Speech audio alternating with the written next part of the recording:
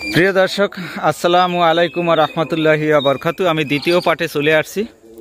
আজকে এখান থেকে বিদায় হব, কারণ এই জমিটা একটু প্রবলেম ছিল। সেটা হলো যে পাকা ডিগা, প্রচুর পাকা পাকে।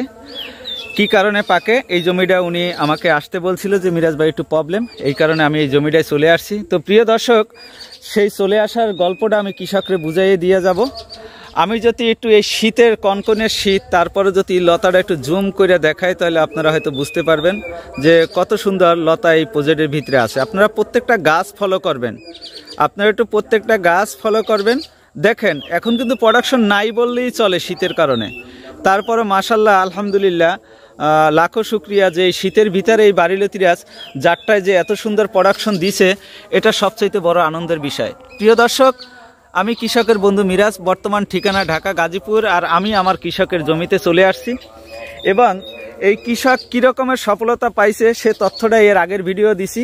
এখন আমার প্রশ্ন যে আপনাদের কেমন জমির প্রয়োজন। এই কচু চাষে আসার আগে তিনটা জিনিস মেনটেন করবেন। যে এক নাম্বার হইলে যে পরিচর্যা, আপনি একটু এই পাশে আসেন, পিছনে আসেন। এক নাম্বার হইলে যে পরিচর্যা, 3 নম্বরে জমি নির্বাচন ভালো করতে হবে, 4 নম্বরে সঠিক জাত নিতে হবে, পরামর্শ নিতে হবে।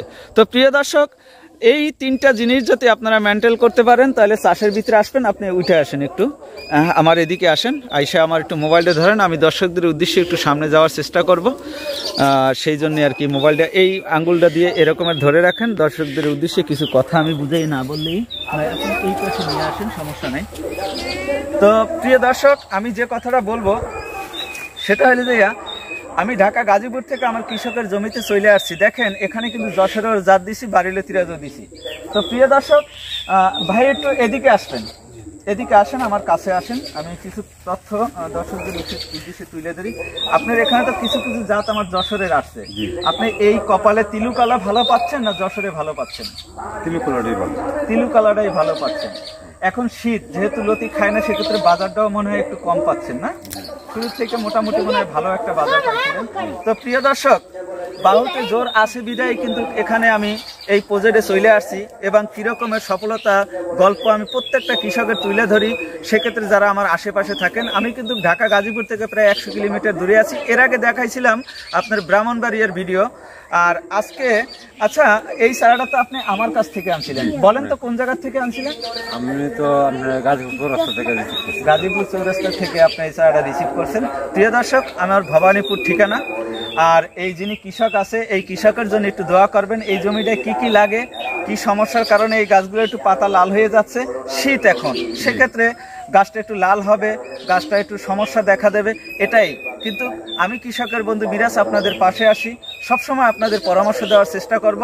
আজকে একটা সুপাই দিয়ে আইছি তাই বলে মনে করেন আমি একজন ইউটিউবার না, আমি কিন্তু একজন কৃষক। প্রিয় দর্শক, এই কৃষিকাজের সাথে ছোটবেলা থেকে আমি জড়িত আছি। কিন্তু কোন জাতটা ভালো, কোন জাতটা খারাপ, এটা আমি কৃষকের বন্ধু মিরাজ ছাড়া ভালো কেউ জানে আমার মনে হয় না। তো প্রিয় দর্শক, আমি যে কথাটাই বলবো সেটা হলে যে অরিজিনাল জাত চিনুন, অরিজিনাল কৃষকের কাছ থেকে আপনারা পরামর্শ নিয়ে এই চাষ করুন। এবং অরিজিনাল কৃষকের সাথে পরামর্শ যদি আপনারা না করেন, তাহলে হয়তো ক্ষতিগ্রস্ত হবেন। প্রিয় দর্শক, এইখানে যতগুলা গাছ আছে কোনোটা কিন্তু খারাপ নয় এই শীত হিসাবে। সেক্ষেত্রে গাছের গ্রোথ ভালো আছে, লতার কোয়ালিটি একটু শীতের কারণে কালো হয়ে যায়, এটা আমরা সবাই জানি, কারণ লতিটা বাড়তে চায় না। কিন্তু প্রচণ্ড লতি কিন্তু আমার এই গাছে এখনো মাশাআল্লাহ আছে। ভাই, আপনি যখন মোটামুটি চারা গাছটা ছিল, তখন কি কয়দিন পর পর আপনি এই লতিটা হারভেস্ট করতে পারছেন? 4 দিন 5 দিন এরকমের পর পরই লতি? 5 দিন 6 দিন, মানে সপ্তাহের ভিতরে। প্রিয় দর্শক, এই বাড়িলতিরাজটা একটা বদ অভ্যাস আছে, সেটা হলে এই লতিটা তাড়াতাড়ি বাড়ে।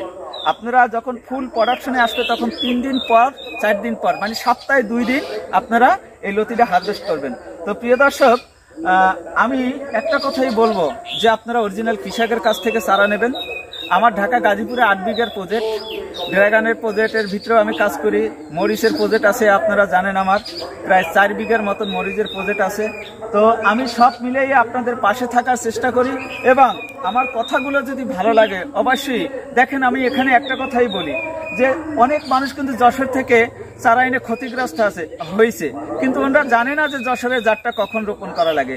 আপনারা যশোরের জাত যখন রোপণ করা লাগে আমার কাছে জিজ্ঞাসা করবেন, আমি বলবো কখন রোপণ করা লাগে। কিন্তু এখন বাড়িলতিরা ছাড়া যদি অন্য কোনো জাত রোপণ করেন তাহলে বৈশাখ মাসে ফুল আসবে, জ্যৈষ্ঠ মাসে ফুল আসবে, আপনি ক্ষতিগ্রস্ত হবেন, না হবে কাঠ না হবে লতি। আর আমার এই গাছটা যে রোপণ করছি এখনো আল্লাহর রহমতে 6টা মাস টুকটুক করে আল্লাহর রহমতে এই বাদ্য বাজাই যাবে। তো প্রিয় দর্শক, অরিজিনাল কৃষকের সাথে আপনারা পরামর্শ করবেন। তো আজকে এই ভাইয়ের কাছ থেকে বিদায় নিলাম। আসসালামু আলাইকুম ওয়া রাহমাতুল্লাহি ওয়া বারাকাতুহু। যদি দর্শকরা এই চাষ করে, কচু চাষ করে, তাহলে কোন জাতটা ভালো আপনার মন থেকে একটু বলবেন। ওই যে আমরা কইছি তিল দাগটা যে লতা লম্বা, এই যে তিলা, হ্যাঁ, তিলাটা। এই তিলাটা, হ্যাঁ আপনি খুশি তো আমি যে জাতটা দিছি বা কথার সাথে কাজের মিল আছে তো? না মিলে। হ্যাঁ, তো প্রিয় দর্শক, আসসালামু আলাইকুম ওয়া রাহমাতুল্লাহি ওয়া বারাকাতুহু। আমি কৃষকের বন্ধু মিরাজ, আমার জন্য সবাই একটু দোয়া করবেন আর আমিও আপনাদের জন্য দোয়া করব ইনশাআল্লাহ। আসসালামু আলাইকুম।